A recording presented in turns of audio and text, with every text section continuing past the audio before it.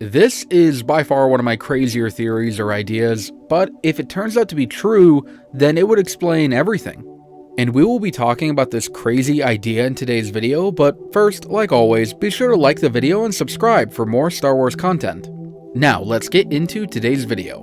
Luke Skywalker was by far the worst treated character in the sequel trilogy. I've said this like a million times before.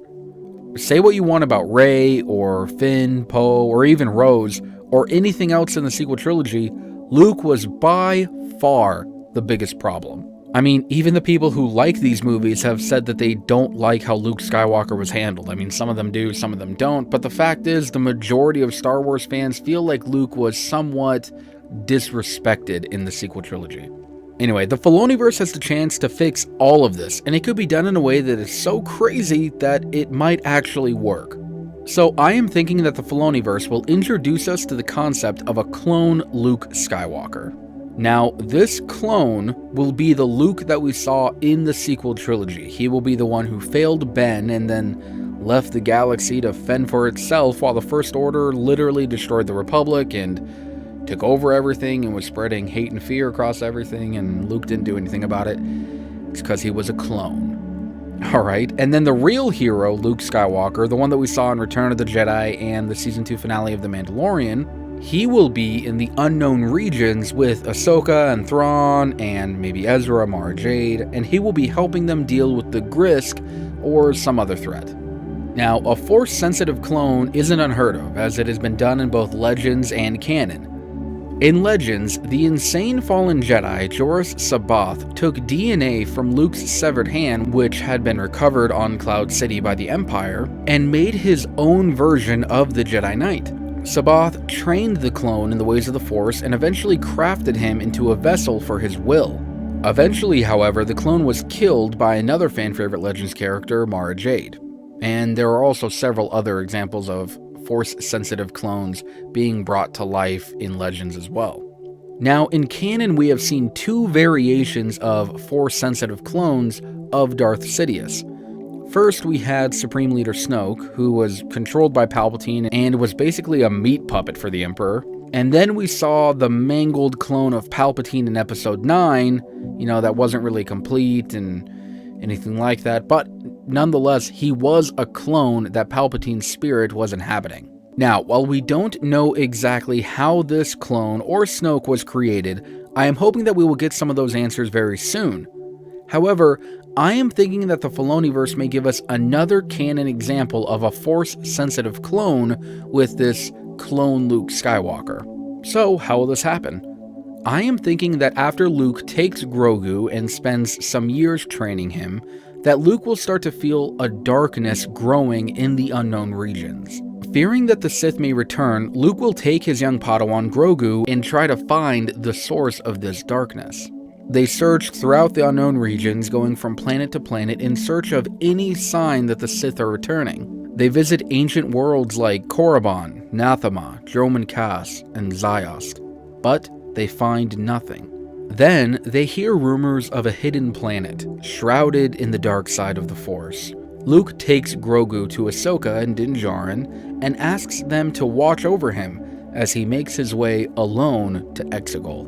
When Luke arrives, he is greeted by a mangled early version of Snoke and a younger clone of himself. Luke, shocked, asks how this is possible. Now, this part will follow the same thing that happened in Legends. Snoke will explain that the Empire found Skywalker's severed hand from Episode 5, and that they made a clone of him. However, while he does look like Luke Skywalker does, and while he does have the Force potential and power that Luke does, he does not have Luke's memories or feelings or teachings or anything like that because he's been raised by the Emperor. Now, this will upset Skywalker greatly, and a huge battle will ensue between the two Lukes. Eventually, however, unbalanced by anger and surrounded by the dark side, Luke Skywalker, the real one, will lose to his clone, and he will be imprisoned on Exegol for years. During this time, Luke and his clone will talk, and Luke will teach him about the light side of the Force and his history. He will tell him of his plans to form a Jedi Academy and carry on the Jedi Order. Luke will, however, purposely not tell him about Grogu, knowing just how powerful Grogu is and not wanting anyone to gain control over him. In a sense, this clone of Luke Skywalker will be redeemed by the real Luke Skywalker, who is still at this time full of hope and optimism and will never give up on anybody because he knows that everyone can be redeemed. Now, the clone will be swayed and he will see that Luke Skywalker had an amazing life in the known galaxy, while his life, the clone's life, has been full of darkness and strife and terror and just not a very good existence. So because of this, because of his jealousy towards Luke and his envy and how he wants to have the life that Luke Skywalker once had, he will break away from Snoke's hold, physically scarring him, and then he will flee from Exegol. The clone will step right into Luke's life in the New Republic and no one will know the difference. You know, he'll just kind of pick up right where Luke left off. However, because he is not the actual hero Luke Skywalker that we know, this will be the reason why he will not act like the hero Luke Skywalker that we know. So while clone Luke is going to be in the known galaxy and he will be the one involved in the sequel trilogy, and he'll be the one who fails Ben and lets the Republic get blown up and lets the galaxy fall into utter chaos and all that stuff, the real Luke Skywalker will still be trapped on Exegol. However, after years of imprisonment, Grogu, Ahsoka, Ezra, and possibly even Thrawn will break Luke out of that prison and ask him to help them fend off the Grisk, who are about to invade the galaxy. Now, this will be the reasoning as to why Luke did not come back to the main story, and this will also allow the Filoniverse to add the real Luke Skywalker character into their stories. So in the Filoniverse, we will see all of these awesome characters team up to not only save Luke, but then to fight the Grisk, while the clone Luke will be the one who's in the sequels. This is why he is still powerful and on the light side of the Force in the sequels, but he ultimately fails. Because, as a clone version of Luke, he did not have the experiences that Luke did. He did not have the optimism or the hope. He did not save Vader and bring him back to the light side of the Force. He didn't go through all of that, therefore he gave up on Ben and everything because he didn't know how to handle failure. You know, he was kind of like this knockoff Luke Skywalker, kind of like Jake Skywalker. Anyway. Now, obviously, this avenue will still keep the sequels in canon, but ultimately it will allow Luke to have some form of redemption. Jon Favreau is a big Luke Skywalker fan, and while this theory is way out there and kind of really not likely to happen at all, I can still see him doing something to show that Luke is not the Luke that we saw in the sequels.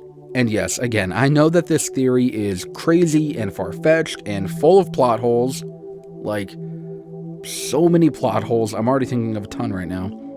But hey, it is still something that would be fun to do and would hopefully satisfy those who are upset with the sequels, and especially with Luke Skywalker. This way his character could be redeemed and then we could all just focus on the Filoniverse instead of the sequel trilogy era. Anyway, that's it for today's video. If you haven't already, be sure to like the video and subscribe for more Star Wars content.